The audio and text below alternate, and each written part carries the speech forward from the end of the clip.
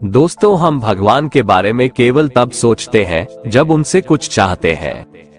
जब तक हम मुश्किल में ना हो तब तक हम भगवान को याद तक नहीं करते। जब हमें कोई बीमारी हो जाती है या हम किसी दुर्घटना का सामना करते हैं तब भगवान को मदद के लिए पुकारते हैं। जब आर्थिक तंगी हो या नौकरी छूट जाए तब हम भगवान के आगे प्रार्थना की बौछार कर देते हैं। ज्यादातर इस प्रकार के परिस्थितियों में ही हम भगवान को याद करते हैं। प्रार्थना करते समय हम भगवान के साथ सौदेबाजी भी करते हैं कि हे भगवान, अगर आप मेरी मनोकामना पूरी करेंगे तो मैं आपके लिए ये करूंगा, आप मुझे वो दे दो तो मैं आपके लिए ऐसा करूंगा। क्या परमात्मा को वास्तव में हमसे कुछ चाहिए?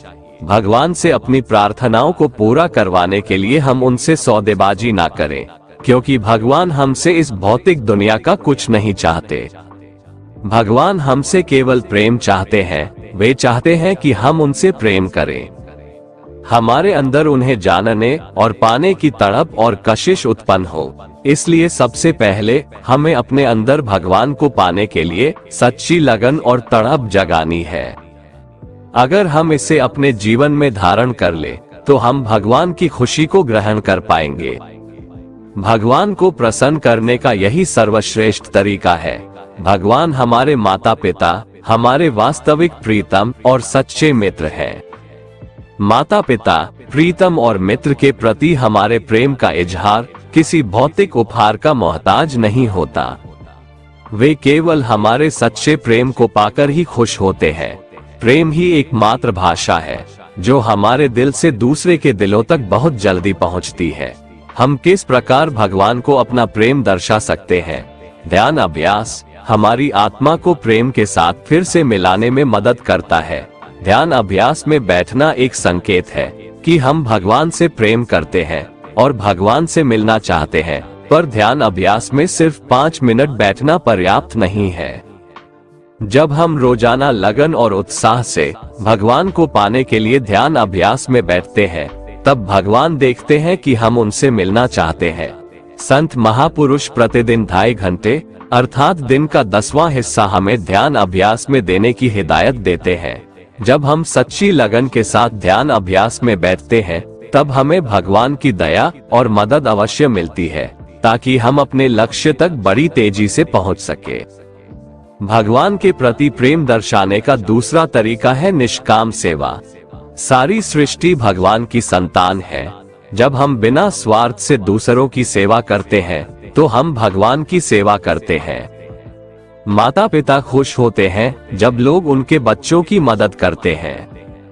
इसी प्रकार जब हम किसी भी प्रकार से भगवान के बच्चों की मदद करते हैं तो भगवान प्रसन्न होते हैं। एक सबसे बड़ी चीज जो मनुष्य कर सकता है वह दूसरों की सेवा करना है, क्योंकि भगवान हमसे यही चाहते हैं। अगर हम अपने जीवन में इन गुणों को धारण करेंगे तो हम देखेंगे कि ऐसा करने से न सिर्फ हमारे जीवन में खुशियां आएंगी बल्कि इससे औरों का जीवन भी सुख और शांति से भरपूर होगा। और सबसे ज्यादा खुशी हमें इस बात की होगी कि हम वह कर रहे हैं जो भगवान हमसे चाहते हैं। दोस्तों, अगर इस दुनिया में सबसे बड़े तीर्थ की बात करें तो गौ माता के चरणों में और माँ बाप के चरणों में सारे तीर्थ हैं और वही सबसे बड़े हैं।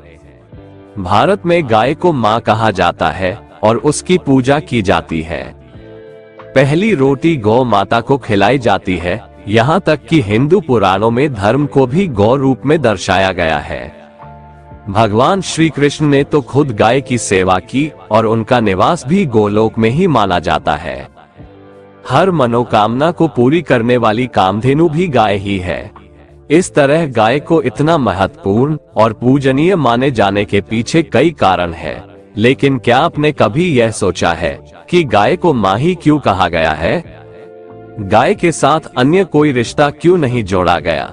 कई बार नवजात बच्चे को विभिन्न कारणवश माँ का दूध उपलब्ध नहीं हो पाता है।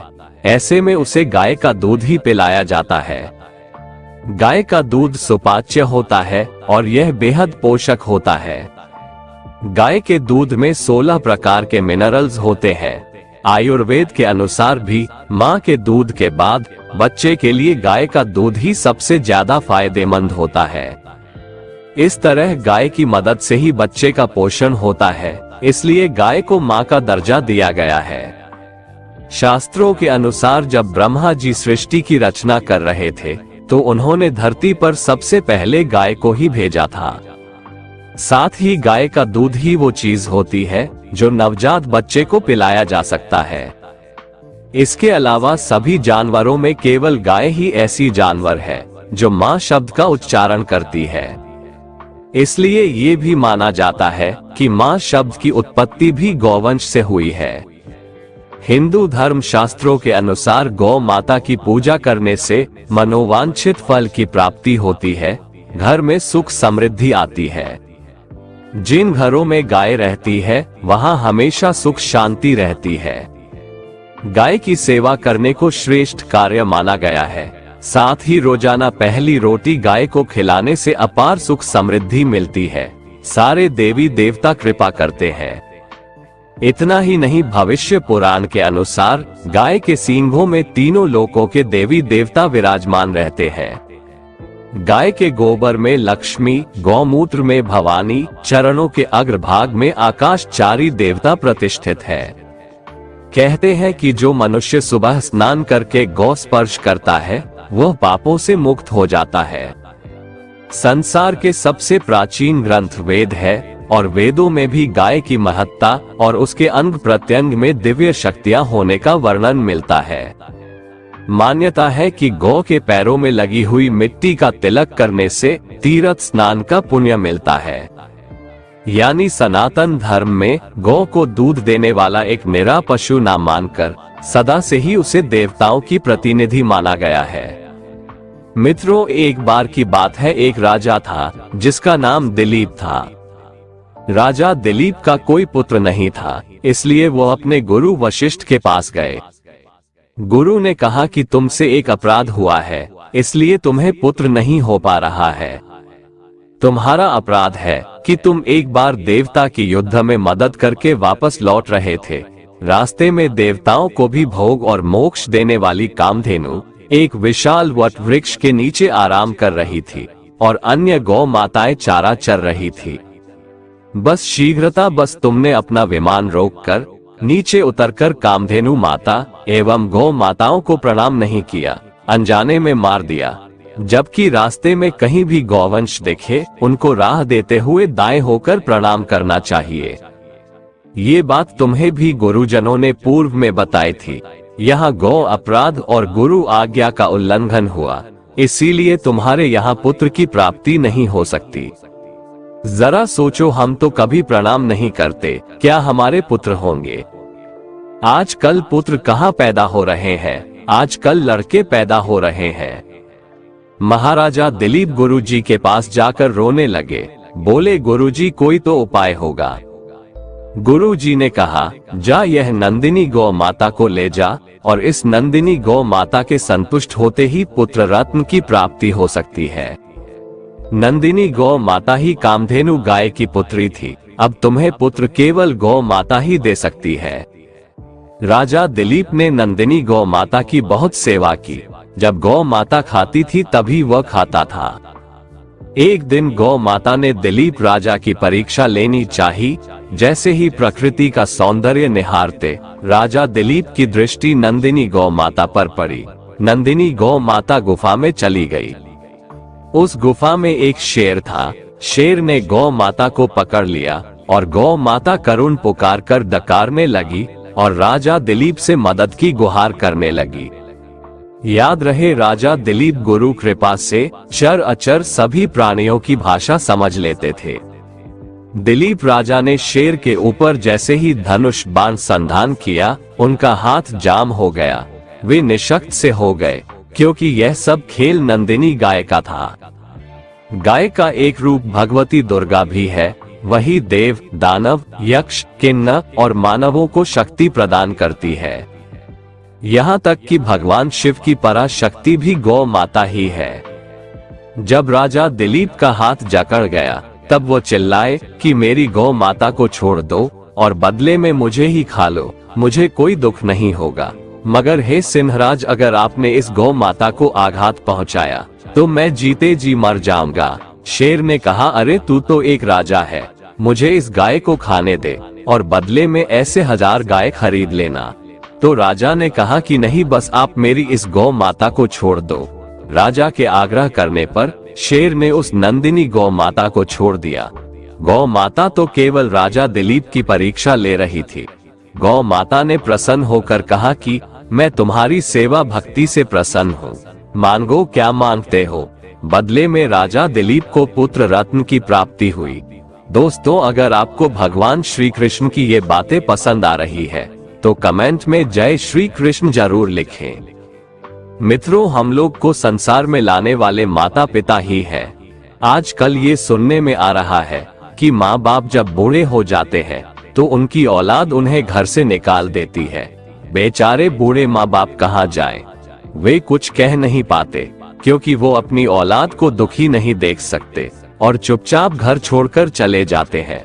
शास्त्रों में कहा गया है कि माँ बाप की सेवा ही सबसे बड़ा तीर्थ है।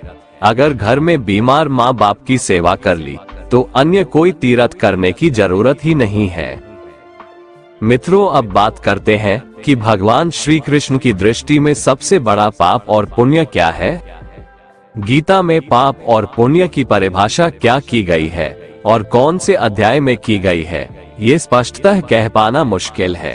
परंतु गीता सार के अध्ययन से यह मालूम पड़ता है कि व्यभिचार, चोरी, नशा, हिंसा एवं झूठ महापाप की श्रेणी में आते हैं। जिस कर्म का फल कोई छोटा या बड़ा सांसारिक सुख होता है उसे पुण्य कहते हैं, और इसी प्रकार जिस कर्म का फल कोई छोटा या बड़ा सांसारिक दुख होता है वो पाप कहलाता है। हर कर्म के फल तुरंत नहीं मिल जाते, इसलिए ये कह पाना मुश्किल है कि कोई कर्म विशेष सही मायनों में पुण्य है या पाप है। दरअसल ब्रह्मविद्या तो ये कहती है कि हर क्रिया उभयरूपा होती है, अर्थात एक ही क्रिया से दोनों प्रकार के कर्मों का प्रतिपादन होता है।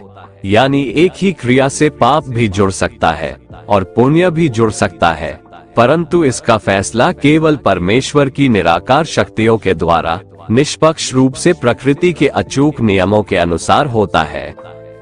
कर्मों के फलों की उपरोक्त व्यवस्था के अतिरिक्त एक और बहुत ही महत्वपूर्ण संदेश गीता में और ब्रह्मविद्या में मिलता है, वो निष्काम कर्म के संबंध में है। निष्काम कर्म अर्थात परमेश्वर के वचनों और आज्ञाओं के अनुसार बिना किसी लाभ या हानि की अभिलाषा से समर्पित भाव से किए गए ऐसे कर्तव्य कर्म जिससे किसी अन्य जीव को किसी भी प्रकार का शारीरिक, भावनात्मक या मानसिक कष्ट नहीं पहुंचता। निष्काम कर्मों के प्रतिपादन से न तो कोई पाप फल जुड़ता है और न ही कोई पुण्य फल जुड़ता है। दूसरे शब्दों में कहें तो ये कि निष्काम कर्म जीव को संसार से नहीं बांधते, जबकि पाप और पुण्य दोनों प्रकार के कर्मों के कारण जीव क्रमशः दुख और सुख भोगने के लिए इस संसार से बंधा रहता है। एक ही क्रिया से कैसे पाप और पुण्य दोनों प्रकार के कर्मों का प्रतिपादन हो जाता है, उसका एक उदाहरण लेते हैं। आपने एक चयनकर्ता के रूप में किसी गरीब और जरूरतमंद व्यक्ति पर दया करके उसे नौकरी पर रखकर एक पुण्य कर्म किया, परंतु आपने अपनी इसी क्रिया के फल स्वरूप सबसे अधिक योग्य उम्मीदवार को नौकरी पाने से वंचित करके एक पाप कर्म भी कर दिया। दूसरों का धन हड़पने की इच्छा, देह को ही सब कुछ मानना, कठोर वचन बोलना, निंदा करना, बिना कारण बोलते रहना, तन मन कर्म से किसी को दुख देना, पर स्त्री या पुरुष से संबंध बनाना, ये सभी पाप की श्रेणी में आते हैं। श्री कृष्ण ने गीता में कहा है कि सुख और दुख, लाभ हानि, यश अपयश आदि चीजों से ऊपर उठे। ऐसा इसलिए क्योंकि न सुख स्थायी है और न दुख, न लाभ स्थायी है, न हानि। जो आपको अच्छा नहीं लगता उसे पाप कहते हो, दानव कहते हो। जो आपको अच्छा लगता है उसे पुण्य, देवता कहते हो। एक व्यक्ति आज आपके लिए प्रिय है तो उसका सब कुछ आपको अच्छा लगता है, और अगर वह आपकी बात नहीं मानता है तो आपको बुरा लगता है। आपका बेटा, पत्नी या जो कोई भी आपके अनुकूल चलता है तो कहते हो कि वह बड़ा आज्ञाकारी है, लेकिन ज्यों ही वह कभी आपका विरोध करता है तो आग उगलने लगते हो। शास्त्रों में लिखा है कि पत्नी अगर सुंदर हो, सुशील हो, पुत्र आज्ञाकारी हो, सेवक आपकी सेवा करता हो, घर में धन वैभव हो तो इसी संसार में सुख मिलता है, इसी संसार में स्वर्ग है। किंतु यदि घर का मालिक दुष्ट और व्यभिचारी हो तो भी पत्नी व पुत्र उसकी आज्ञा का पालन करते हो तो वहाँ स्वर्ग कैसे हो सकता है? स्वर्ग में तो नैतिक लोग रहते हैं। जब मनुष्य अनैतिक आचरण करे, फिर माता पिता या जो कोई भी हो उस आचरण में स्वर्ग देखे, तब तो यह अनैतिकता का प्रचार हुआ। दरअसल पाप व पुण्य तो हमारी आंखों में है। सड़क पर किसी सुंदर महिला को देखकर आप कह सकते हो कि परमात्मा ने कितनी अच्छी रचना की है, मैं इसके लिए आपको धन्यवाद देता हूँ। उसी महिला को देखकर किसी अन्य के मन में पाप आ जाता है तो वहाँ उसका कुविचार उसके मन को व्यग्र बना देता है। अच्छे कर्म करना, अच्छे विचार पैदा करना, अच्छे भाव से सेवा करना, अच्छे मकसद से कार्य करना, अच्छे संस्कार से ईश्वर को प्रसन्न करना, अच्छे व्यवहार से सबको खुश रखना, जरूरतमंद की मदद करना, दान पुण्य करना, पूजा पाठ ध्यान मनन चिंतन योग करना, किसी के चेहरे पर मुस्कान लाना, उसके दर्द को दूर करना, ये पुण्य है। हर परिस्थिति में धैर्य बनाए रखना, बदला न लेना, क्रोध का कारण होने पर भी क्रोध न करना, उद्दंड न होना, दूसरे की वस्तु हथियाने का विचार न करना, इंद्रियों को विषयों में लिप्त न होने देना, किसी बात को भलीभांति समझना, धर्म अर्थ काम और मोक्ष का ज्ञान होना, झूठ और अहितकारी वचन न बोलना, क्षमा के बाद भी कोई अपमान करे तो भी क्रोध न करना, ये सब पुण्य कर्म माने गए हैं। गीता के 16वें अध्याय में भगवान ने आदर्श दिव्य गुण वाले सुसंस्कृत पुरुष के बारे में बताया है। उसका अंतःकरण शुद्ध होता है, ज्ञानी व योगी होता है, दान करता है, इंद्रियों का संयम करता है, स्वाध्याय करता है, तपस्या, सरलता, अहिंसा, सत्यता, क्रोध मुक्त, सर्व के प्रति दया एवं करुणा, लोभ मुक्त, मृदुता और विनयशीलता, तेज, क्षमा, धैर्य, पवित्रता को धारण करने वाले, ईर्ष्या सम्मान की अभिलाषा से मुक्त, इंद्रियों को संयम में रखकर, लोक कल्याण अर्थ फल की इच्छा से मुक्त, प्रभु की याद में और प्रभु को समर्पित कर किए गए कर्म को पुण्य कहते हैं। गीता में भगवान श्री कृष्ण कहते हैं कि मनुष्य को सदैव अच्छे कर्म करने चाहिए, क्योंकि कर्मों के क्षीण हो जाने पर भाग्य भी नष्ट हो जाता है।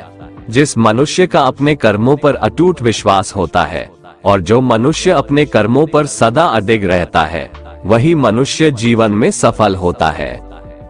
श्री कृष्ण कहते हैं कि हर व्यक्ति को बिना कुछ सोचे समझे सिर्फ कर्म के मार्ग पर चलते रहना चाहिए।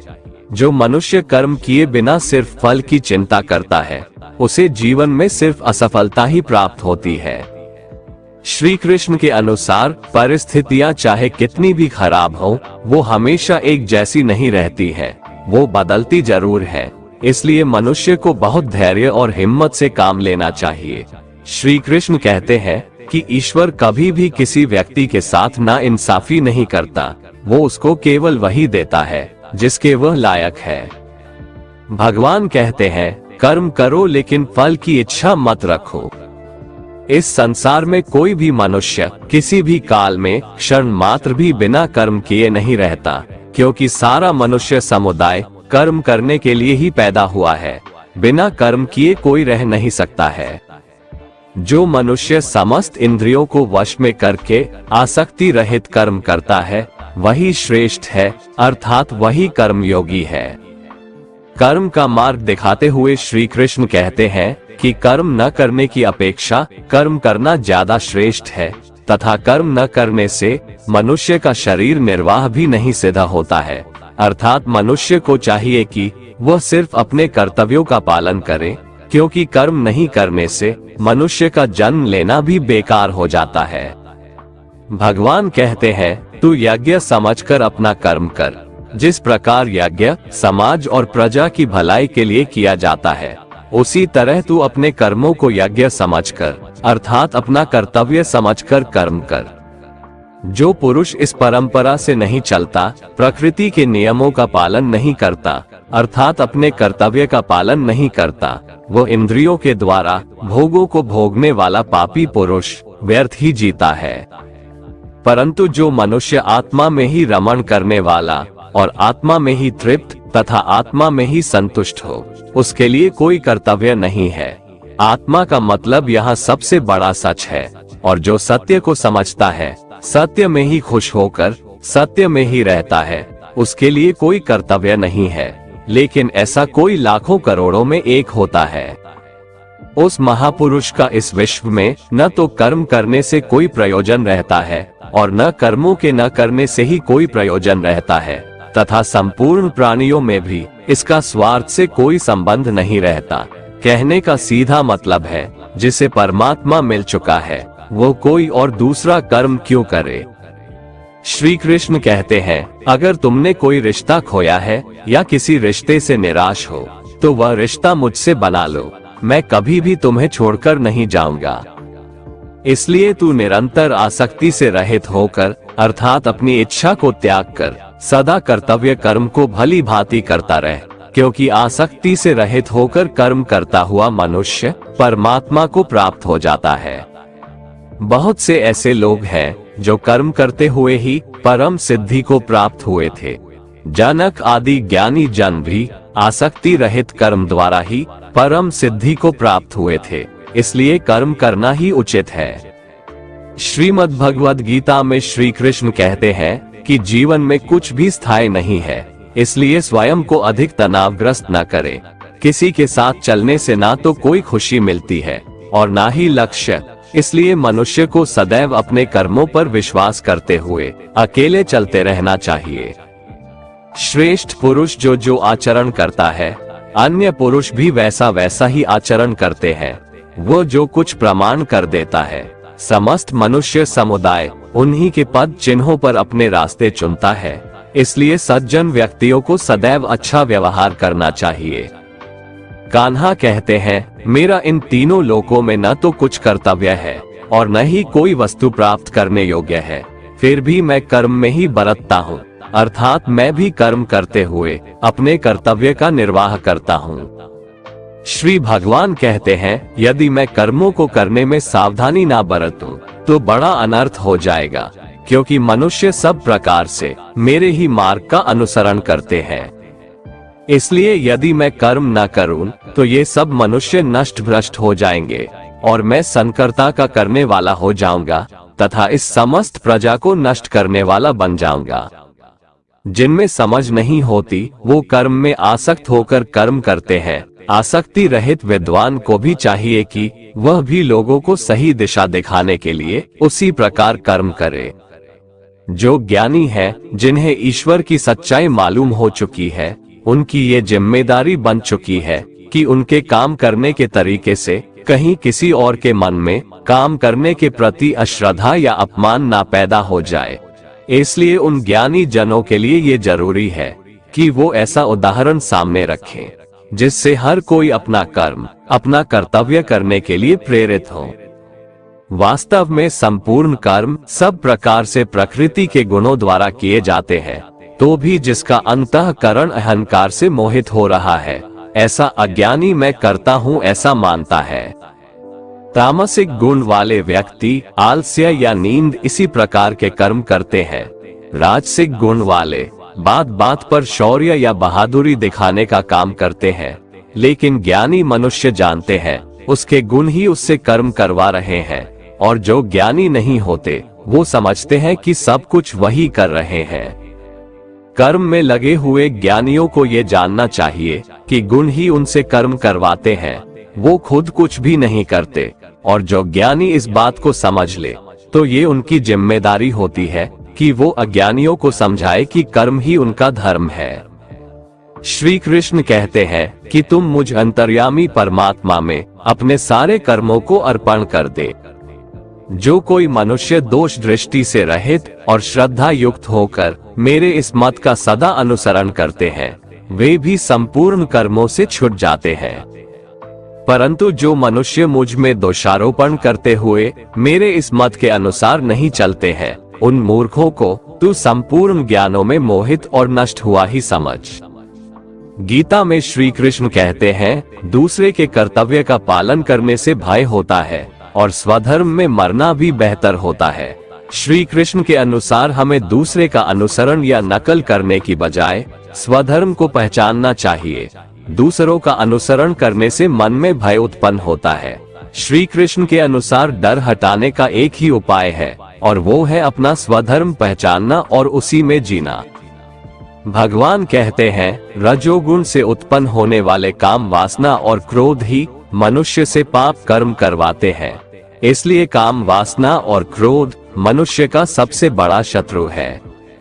जिस प्रकार धुएं से अग्नि और धूल से दर्पण ढक जाता है तथा जिस प्रकार गर्भाशय से गर्भ ढका रहता है, उसी प्रकार कामनाओं से ज्ञान ढका रहता है। इस प्रकार शुद्ध चेतन स्वरूप जीवात्मा का ज्ञान कामना रूपी नित्य शत्रु द्वारा ढका रहता है, जो कभी भी तुष्ट न होने वाली अग्नि की तरह जलता रहता है।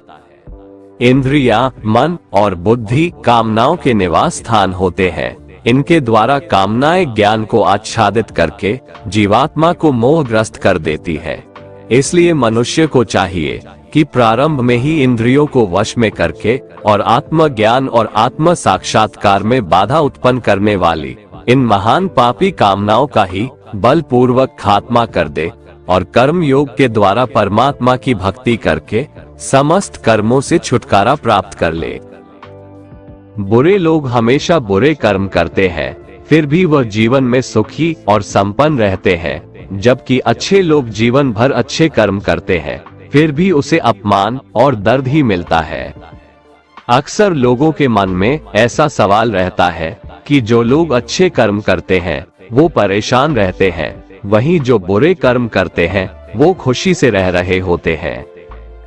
अच्छे कर्म करने वाले परेशान होते हैं कि आखिर उन्हें इतनी परीक्षा क्यों देनी पड़ रही है, जबकि जो अधर्म की राह में है वो खुश है और जिंदगी का लुत्फ उठा रहे हैं। अक्सर लोग सोचते हैं कि अब अच्छाई का जमाना ही नहीं रहा। अगर आपके मन में भी ये सवाल आया है तो आज आप इसका जवाब सुन लीजिए। ये जवाब वो है जो भगवत गीता में लिखा है और श्री कृष्ण ने अर्जुन को दिया था। भगवत गीता में वर्णित कथा के अनुसार जब भी अर्जुन के मन में कोई दुविधा होती थी तो वो श्री कृष्ण के पास पहुंच जाते थे। एक बार की बात है, अर्जुन ने भगवान श्री कृष्ण के समीप आकर कहा कि वो दुविधा में है और इसका जवाब वो श्री कृष्ण से चाहते हैं। श्री कृष्ण ने पूछा कि क्या सवाल है। अर्जुन ने कहा, मुझे ये जानना है कि अच्छे लोगों के साथ हमेशा बुरा ही क्यों होता है, वहीं बुरे लोग खुशहाल दिखते हैं। अर्जुन के मुंह से ऐसी बातें सुनकर श्री कृष्ण मुस्कुराए और कहा, मनुष्य जैसा सोचता है और महसूस करता है वैसा कुछ नहीं होता है, बल्कि अज्ञानता की वजह से वो सच्चाई नहीं समझ पाता है। अर्जुन उनकी ये बात समझ नहीं पाए। इसके बाद श्री कृष्ण ने क्या कहा वो जानते हैं। कान्हा ने अर्जुन से कहा कि हे पार्थ, मैं तुम्हें एक कथा सुनाता हूँ, उसे सुनकर तुम समझ जाओगे कि हर प्राणी को उसके कर्म के हिसाब से ही फल मिलता है। प्रकृति हर किसी को अपनी राह चुनने का मौका देती है। अब वो मनुष्य की इच्छा पर निर्भर करता है कि उसे धर्म की राह चुननी है या अधर्म की। कथा शुरू करते हुए श्री कृष्ण ने कहा, एक नगर में दो पुरुष रहा करते थे। एक पुरुष व्यापारी था जिसके जीवन में धर्म की बहुत महत्ता थी। वो पूजा पाठ में यकीन रखता था। वो हर रोज मंदिर जाता था और दान धर्म भी करता था और हर रोज भगवान की पूजा करता था। वहीं दूसरा पुरुष बिल्कुल विपरीत था। वो हर रोज मंदिर तो जाता था लेकिन पूजा करने नहीं, बल्कि मंदिर के बाहर से जूते चप्पल चुराने। उसे दान और धर्म से कोई लेना देना नहीं था। समय बीतता गया और एक दिन बहुत जोर की बारिश हो रही थी। इस वजह से मंदिर में पुजारी के अलावा कोई नहीं था। ये बात जब दूसरे पुरुष को पता चली तो उसने कहा कि ये सही मौका है मंदिर का धन चुराने का। पंडित से नजर बचाकर उसने मंदिर का सारा धन चुरा लिया। उसी समय धर्म कर्म में विश्वास रखने वाला व्यक्ति भी मंदिर पहुंचा दुर्भाग्य से मंदिर के पुजारी ने उसे ही चोर समझ लिया और चिल्लाने लगे। वहां लोग एकत्र हो गए और उसे बहुत मारा। किसी तरह वो बचते बचाते वहां से निकला तो दुर्भाग्य ने उसका साथ वहां भी नहीं छोड़ा। मंदिर के बाहर वो एक गाड़ी से टकरा गया और घायल हो गया। फिर वो व्यापारी लंगड़ाते हुए घर जाने लगा तो रास्ते में उसकी मुलाकात उस पुरुष से हुई जिसने मंदिर से धन चुराया था। उसने कहा, आज तो मेरी किस्मत चमक गई, एक साथ इतना सारा धन मिल गया। ये सब देखकर उसे बहुत बुरा लगा और उसने अपने घर से भगवान की सारी तस्वीरें निकाल दी। कुछ सालों बाद दोनों की पुरुषों की मृत्यु हो गई। मरने के बाद जब दोनों यमराज की सभा में पहुंचे और भले पुरुष ने दूसरे व्यक्ति को देखा तो उसे बहुत गुस्सा आया। उसने क्रोधित होकर यमराज से पूछ ही लिया, मैं तो हमेशा अच्छे कर्म करता था, दान में विश्वास रखता था, उसके बदले जीवन भर मुझे अपमान और दर्द ही मिला और इस व्यक्ति को नोटों से भरी पोटली, आखिर ऐसा भेदभाव क्यों? इस पर यमराज ने कहा, पुत्र तुम गलत समझ रहे हो। जिस दिन तुम्हारी गाड़ी से टक्कर हुई थी वो दिन तुम्हारे जीवन का आखिरी दिन था, परंतु तुम्हारे अच्छे कर्मों की वजह से तुम्हारी मौत सिर्फ एक छोटी से चोट में बदल गई। तुम इस दुष्ट व्यक्ति के बारे में जानना चाहते हो? दरअसल इसके भाग्य में राजयोग था, मगर इसके कुकर्मों और अधर्म की वजह से वो सिर्फ एक छोटी सी धन की पोटली में बदल गया। कथा सुनाने के बाद श्री कृष्ण अर्जुन से कहते हैं, पार्थ क्या अब तुम्हें तुम्हारे सवाल का जवाब मिल गया?